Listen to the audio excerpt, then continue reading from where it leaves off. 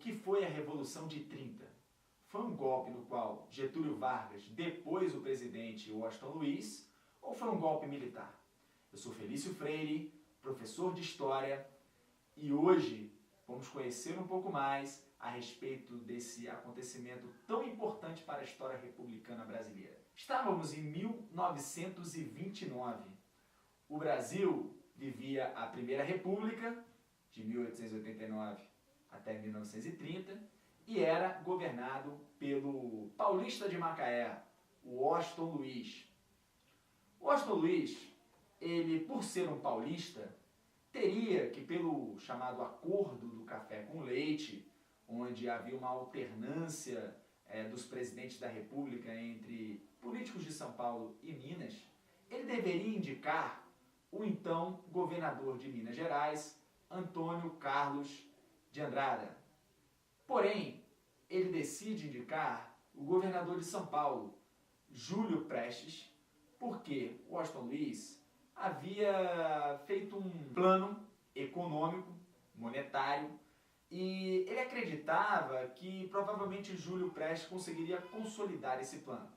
Essa é uma das visões do porquê ele decide romper com o acordo com Minas Gerais. Os mineiros, obviamente, não aceitaram a não indicação do seu governador para a chapa. E eles decidem, então, procurar o terceiro estado em importância no Brasil na época, o Rio Grande do Sul, que era governado por Getúlio Dornelles Vargas. Getúlio Vargas nasceu em São Borja e fez uma carreira típica de um político rio-grandense. Ele foi promotor, depois deputado estadual, deputado federal e líder da bancada gaúcha na Câmara dos Deputados, chegou a ser ministro da Fazenda de Washington Luiz e, em 1927, foi eleito governador do Rio Grande do Sul, onde ele consegue, então, formar a chamada Frente Única Gaúcha, unindo situação e oposição, algo histórico no Estado, que passou por 2 guerras civis, etc. Getúlio Vargas, para aceitar se voltar contra o governo federal, deveria ter uma proposta atraente. E a proposta, então, dos mineiros era que ele fosse o candidato a presidente. Ele relutou um tanto para aceitar, até que foi convencido. Na busca por novos apoios, eles receberam, então, o apoio do estado da Paraíba, que era governado por João Pessoa, e João Pessoa, então, entra na chapa como candidato a vice-presidente. Eles formam a Aliança Liberal. Rio Grande do Sul, Minas Gerais, Paraíba, e tinha também o apoio do chamado Partido Democrático de São Paulo, que era uma dissidência do Partido Republicano Paulista, o então principal partido brasileiro. A Aliança Liberal vinha com um conjunto de propostas modernizadoras para o que era a política brasileira na época.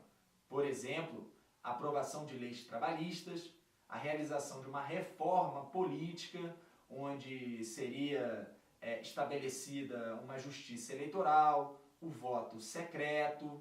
Havia também uma proposta de industrialização, de valorização não só do café, mas de outros produtos do primeiro setor. E a Aliança Liberal volta seus esforços para as classes médias urbanas. Então, um momento de transformação no Brasil, onde cada vez mais as classes médias urbanas ganhavam importância eleitoral. Foi uma eleição muito disputada. O diferencial é que o Partido Republicano Mineiro, ele passa por uma cisão um pouco antes da eleição. Parte dele decide apoiar, então, o paulista Júlio Prestes, e Júlio Prestes vence a eleição, mostrando que o Partido Republicano Paulista tinha o controle da máquina eleitoral brasileira na época.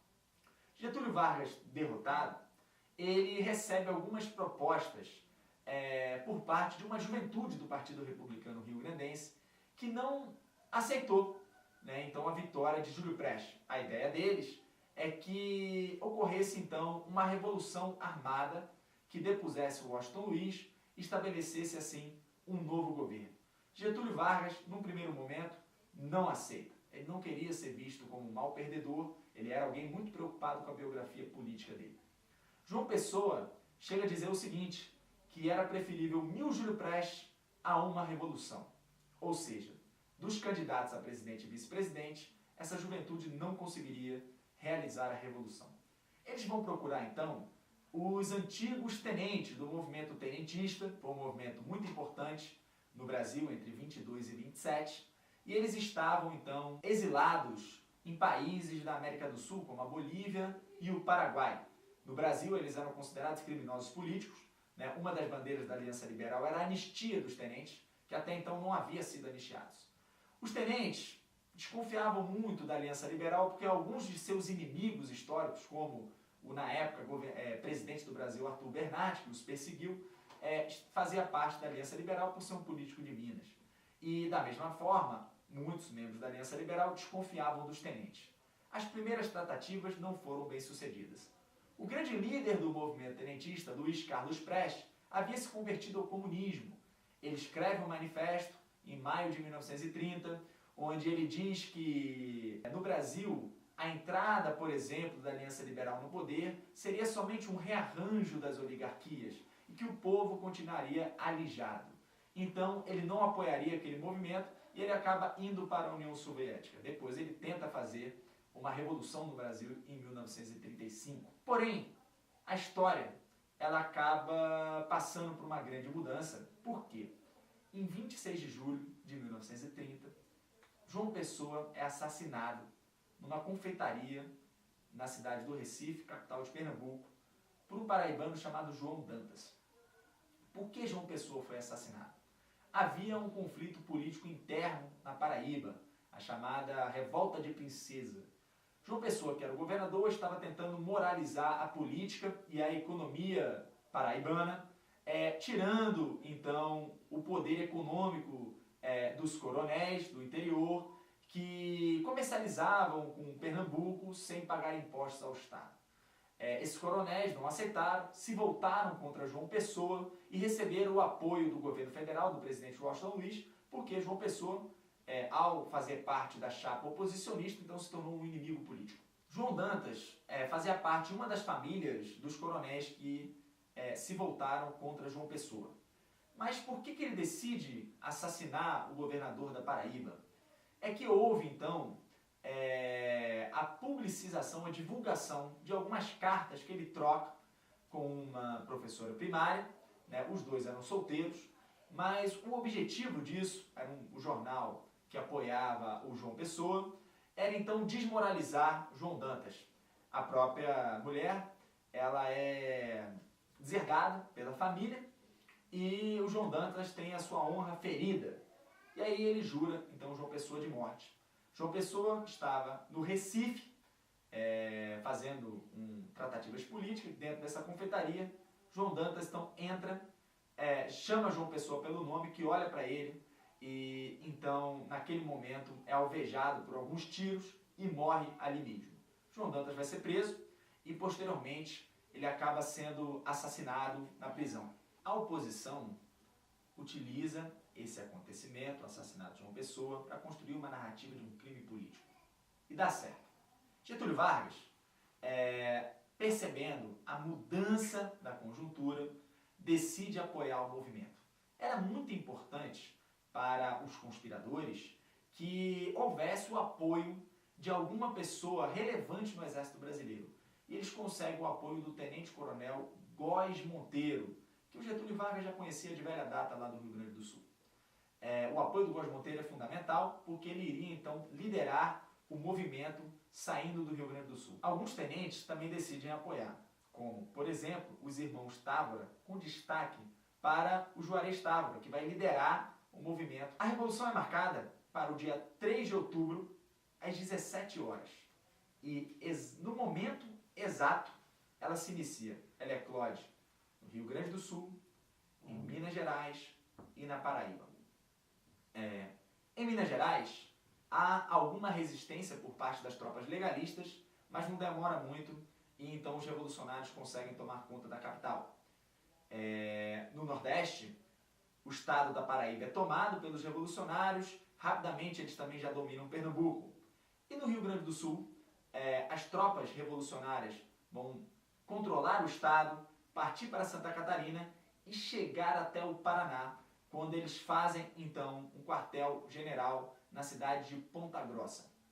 E ficam aguardando e fazendo uma preparação para uma grande batalha contra as tropas legalistas fiéis a Washington Luiz, que aconteceria na região de Tararé, já dentro do estado de São Paulo. Essa batalha de Tararé ficou conhecida como uma batalha que não aconteceu. Por quê?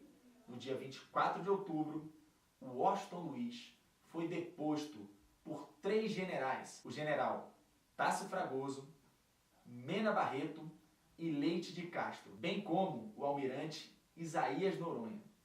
Eram importantes personagens do alto oficialato brasileiro que decidem então aderir à Revolução de 30 e depor o presidente. Pra vocês terem uma ideia, o presidente Washington Luiz ele é convidado a se retirar do palácio. No primeiro momento ele decide resistir, mas acaba percebendo que não tinha o que fazer. Ele é levado para um navio ancorado na Baía de Guanabara, fica preso nesse navio e depois é levado para o exílio. Essa junta militar formada pelos 3 generais e o almirante começam a governar o Brasil. E chegam então a pensar em fazer um governo militar. Porém, movimentos civis na capital, em São Paulo, e a própria pressão por parte de Getúlio Vargas faz com que eles recuem. Getúlio Vargas então chega à capital, Rio de Janeiro, no dia 2 de novembro, e no dia seguinte, dia 3, vai ser empossado presidente do Brasil, iniciando a Era Vargas, o que seria o chamado governo provisório. Pessoal, então, esse é mais um vídeo da série Os Verdadeiros Golpes Militares do Brasil. Não deixem de se inscrever no meu canal, deem um like, me sigam no Instagram. Conto com vocês para o sucesso deste canal. Um grande abraço e até o próximo vídeo.